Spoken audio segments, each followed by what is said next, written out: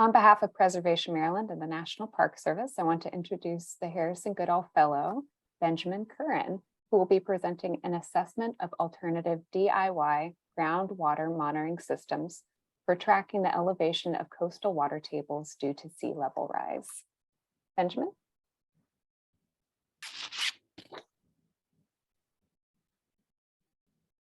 There we go.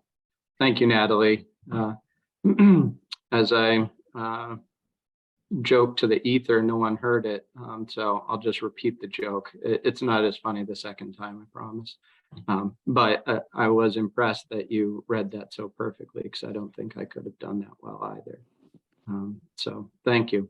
First and foremost, I'd like to thank you all for being a part of this, Harrison, for your vision to put this together. I certainly am greatly appreciative of the opportunity and see it as a really huge stepping stone in advancing this project. And I think it's a gift to the field in that a lot of grants and monies are often allocated to institutions and individuals with track records. And so for those that are sort of working outside of the norm or have unique ideas, there aren't always resources out there to support them. So, you know, on behalf of all the crackpots out there, thank you for your support. I'd also like to thank my sponsor, Mike Rothier, or mentor, excuse me. I was speaking with him yesterday, and he was asking me, trying to figure out what he contributed as a mentor to this project. And I just had to, you know, tell him that he's been collectively a mentor for 12 years now. That's how long it's been since, or 13 actually, since I met him and started working with him. So, you know, he certainly assisted me in some of the technical facets relating to this project, but really it's been his guidance and tutelage over that period that has gotten me to this point, as well as Stanley Glidden, who also works in the same remote sensing lab at UNH. He's been very helpful.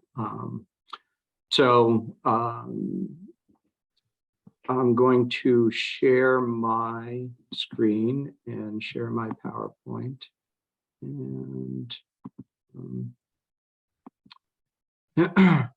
I'm going to try to err on the side of brevity. That is not one of my strong suits, but I will do my best nonetheless. Trying to, there we go. Is that visible? Does that show the whole screen? It does. Okay, thank you. So I won't go too much into reiterating what I've talked about in the updates. That was the format, and the way this fellowship was structured was an unforeseen benefit to me in that it provided some clarity and accountability that focused my attention throughout the endeavor. And so, you know, I think that's a very, very important part, and I'm appreciative of that guidance, advertent or inadvertently. So as you all are aware, I'm interested in the opportunity of reducing the overall cost of water level groundwater monitoring at coastal cultural heritage sites. A commercial system installed in a single well typically will run about $3,000. And so that can be a huge impediment or obstacle to a lot of sites looking into assessing their own susceptibility and vulnerability. And so this endeavor has been to look into the practicality of alternative water level data logger systems And so initially I'd had this idea about 5 years ago, and I'd submitted or my colleague Mike and another colleague of ours had submitted a proposal to the NCPTT. But I sort of stepped away from the idea for a while. And so the initial part of the fellowship was just sort of reconnecting with this idea I'd had for a while. And fortunately, there's a ton of materials and resources out there for the DIY electronics enthusiast. And I have to say that going into this, I had absolutely no familiarity with electronics. And I've learned a lot, but I still haven't learned all that much. It is definitely, an art to getting all of these components to work together. But I endeavored to do so. So my intent was to build the logger, the actual logger part of the system. So as Mike and I and our colleague had done in the past, we had put wells in inside the basements and outside of historic houses to assess how elevation of the tide, whether due to storm surge or seasonal events, affected the elevation of the water table. And in our first project, there was an obvious correlation. That was not necessarily new. What was new is the relationship of that to the conservation of historic structures. Now, one of the more expensive components is the pressure transducer, the sensor itself. And so it's impractical to try to reduce the cost there for the most part. One can look at different commercially available sensors, but it wouldn't be practical, or it wouldn't be an effective way of assessing or monitoring the water levels. It would be an issue of the quality of the data. So as I mentioned in my last update, I went through the process of, I found some resources online and started building my own water level data logger that had additional modules. So I bought a small Arduino based Adafruit microcontroller and added some components to it, as SD card module, Bluetooth module for the transmission of the data, and a clock timer. The clock timer is something that I never would have thought of, but in order to prevent the system from using up all of its batteries, it actually has a separate battery attached to a timer that turns the instrument on and off, so that it's only pulling from the main battery pack when it's actually taking a reading. But as I discovered, this is not a field for me. My eyes are going and I cannot solder worth a darn. And it was a really frustrating process, especially given the fact that I went into it thinking, oh, I've worked with lead cane windows before and done stained glass. This will be a piece of cake. It is nothing. There's no similarity there at all, except for maybe the material and the tool, but the process is totally different. So ultimately, the discovery that I came to in this process is that it would not be scalable or practical. And I'm glad I got to the point that I did. So I finished assembling the whole logger. I had some difficulties with the programming itself, mainly due to the fact that I was adding modules. So the way the Arduino community works is people will create what are called sketches. They're sections of programming that operate certain elements within the system. And so you can buy a sketch that will, tell the microcontroller that it is now a water level data logger, and that it is going to, use this clock timer to turn on and, collect data. And then you're going to have another sketch that is going to operate the Bluetooth transmitter. So integrating those multiple sketches together is a real challenge, and one that I really struggled with, not being a programmer either. So I certainly put in the effort, but that was the big obstacle for me. So coming out of this, there were numerous difficulties with the assembly and soldering. The instructions that I found were very instructional, but not educational. So they're in narrative form, not necessarily laid out in a linear fashion, and sort of anecdotal at times. They would sort of pop around. There wasn't a lot of information related to the addition of modules to the main microcontroller. The labor process was intensive. And, one of the ultimate, lessons that has come out of this is that I really want to this to be something that can be turned into an educational curriculum. So along comes the Mayfly data logger station, which I've actually put together now, and I have up and running. I don't have my conductivity temperature depth reader, but the sensor will be here shortly. About 2 months ago, I stopped working with that and I started working with the Mayfly data logger.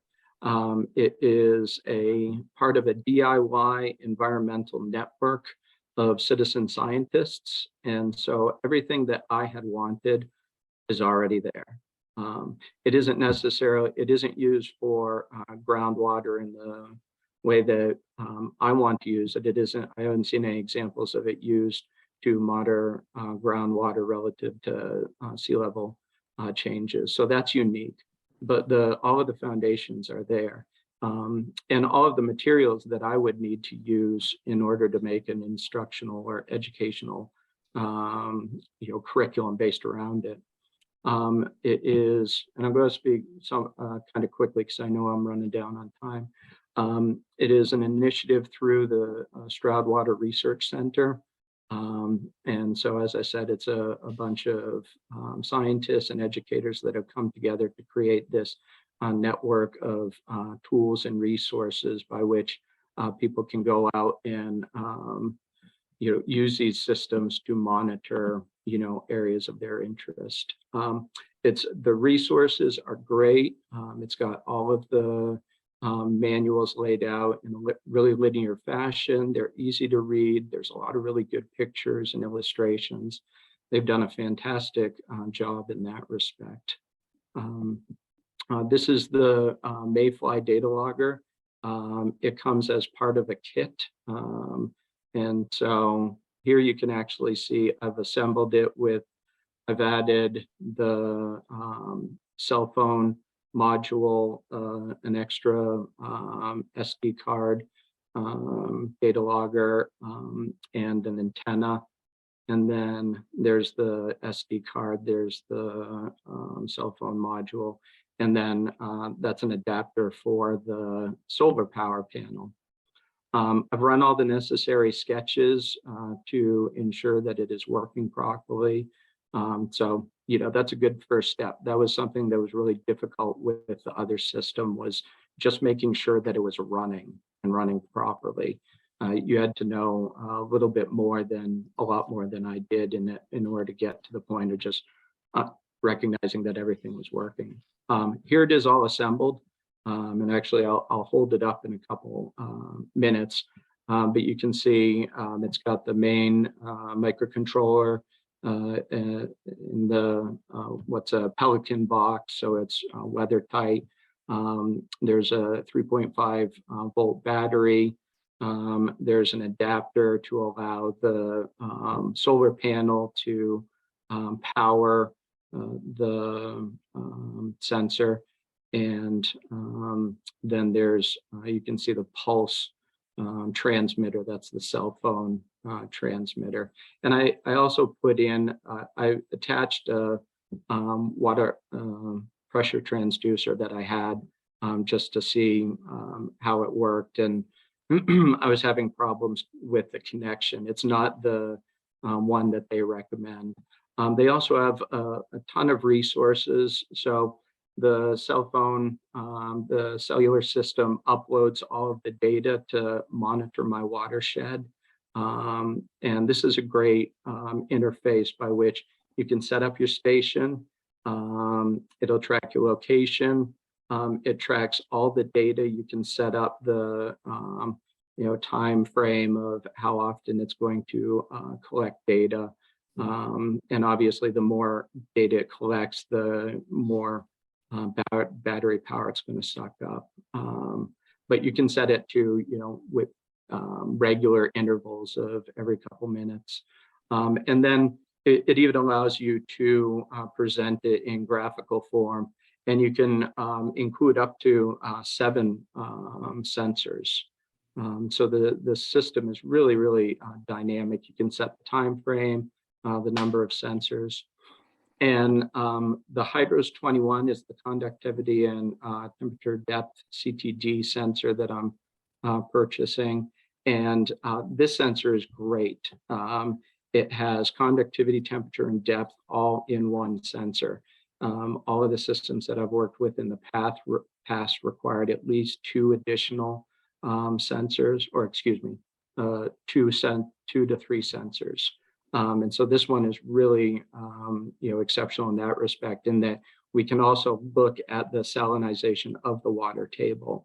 So over time, we can see that, the encroachment of salinity into the freshwater table, all of that within one sensor. And, some pictures of the installation. What's really notable about this system and reflects on my past experience is that having it be cellular is, a benefit, because you don't have to go out and download the data. It does that, automatically for you. So all you have to do is sit at your computer to see it. That's nice because you're not tinkering with the logger or the sensor that can actually cause problems. It can change your results or, introduce errors of all sorts. And again, it's excellent. I'm really excited about the fact that this reads those 3 or collects those 3 readings. So ultimately, I will be installing this as soon as I get the sensor. It'll be at my house currently. But then I'll be seeking a site to do so. My objection, so ultimately, this has been a wonderful experience, and I'm really excited to have come to the point I'm at where I have a clearer idea as to what technology would be practical for my interest, for the science that I want to explore, and also the manner in which I want to share it with the world, which is through various STEM-based curriculums.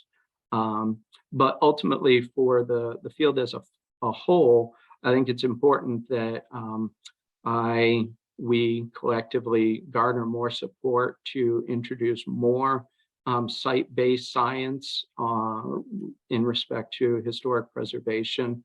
A lot of the information that we work with is secondhand. It's coming from other fields.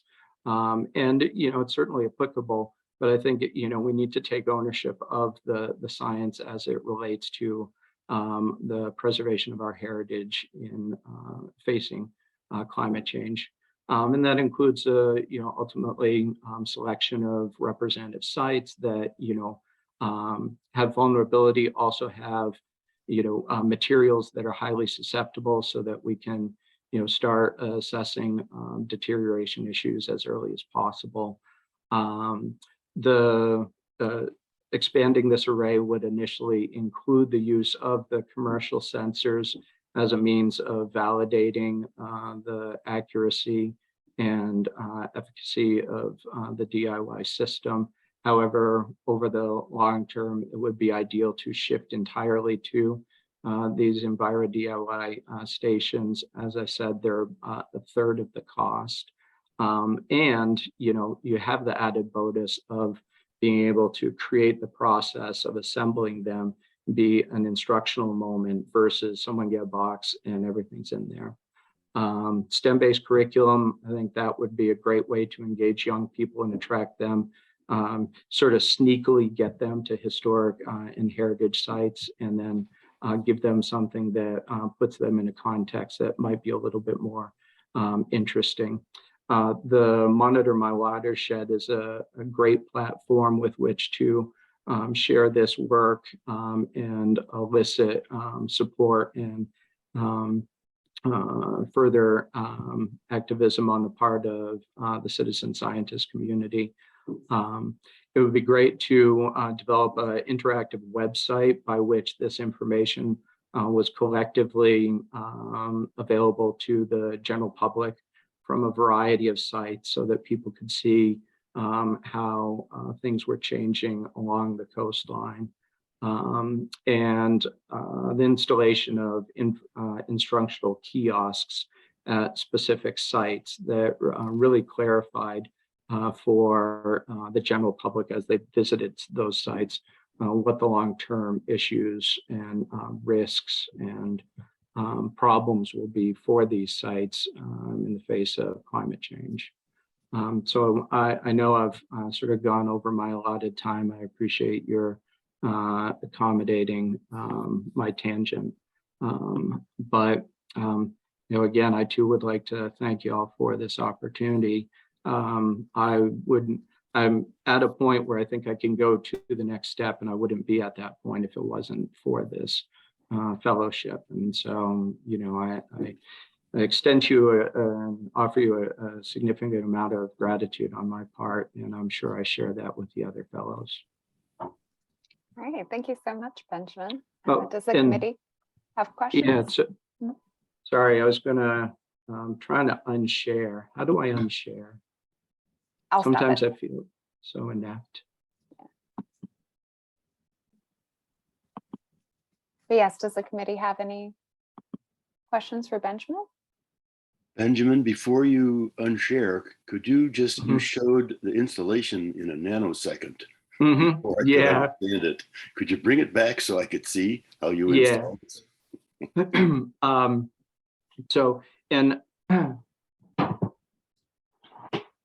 so I wanted to unshare so I could actually show you the system as it's set up.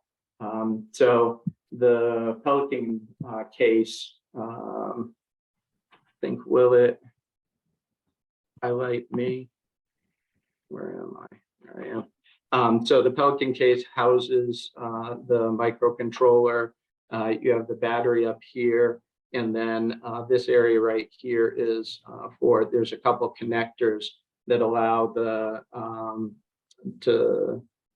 solar panel to connect, as well as the pressure transducer. So all of those connections are in there. And then right here is the transmitter. This is mounted on a pole that is not in the water. It's someplace dry and protected. And then there is a separate pole of some sort that the sensor array will attach to. And then typically that'll be, in the instance of the work that I want to do, that'll be in a test well of some sort. So just dangling down from the top and, hopefully hitting the low water point, the lowest point of the water table. Thank you. Ben, being one that lives on an island with salt water all around, this has some relevance, obviously, for not only just historic preservation, but for a lot of other things as well. How are you sharing this with the public, or are you engaging in a commercial aspect of this? No, all of this is non-commercial. So I plan on presenting at the Keeping History Above Water conference next year on this, about the whole process, and continuing to try to go to events to talk about it. I also have some institutions that are interested in being a part of a consortium that would work together collectively to seek a large grant. I think it would be hard to fund this institution from one institution to the next with small grants. It would be more likely to succeed if there was a consortium of institutions that backed the initiative and could speak to its relevance and ask for a larger amount of money. And I think it would financially it'd also be more efficient that way. So engagement and advocacy through events. But the other thing is that until I deploy the sensors, I really don't want to talk too much about it because the story is only half done. And so I'm really looking to get it in the water. And once I get to that point, then I can start, speaking to others and have something tangible to show them. I think the important element, well, the elements seem to me to be one of the technology of all this, but the other happens to be the awareness that what it is that you're testing, for the most part, people don't think about the impact of sea level rise and what it means to any building, or particularly to a historic building. And so there are a lot of pieces to this project, I think, that should keep you busy for a long time. Yeah. Sometimes there's a little bit too much to it. I would love to share. I understand that, yes. I can see that part.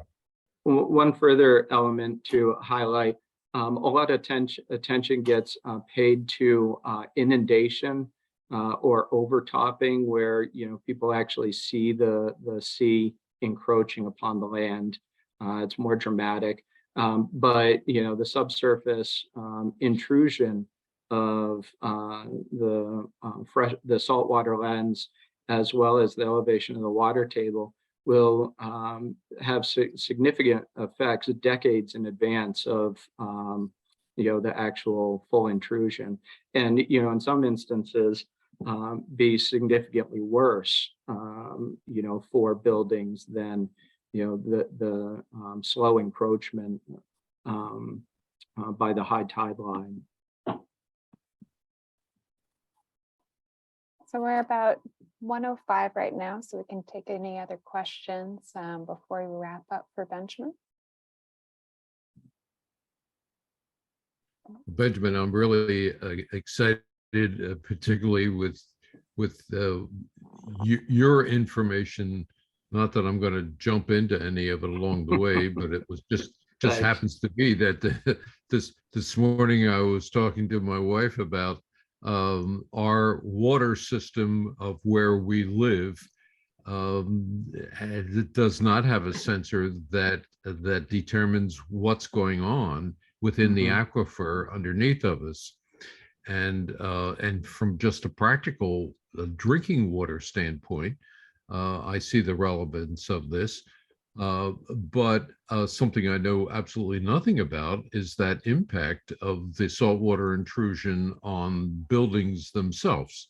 And so I look at this with much interest. Thank you so much for pursuing this. You're welcome. Thank you for the opportunity. All right, and thank you, Benjamin. Thank you, committee.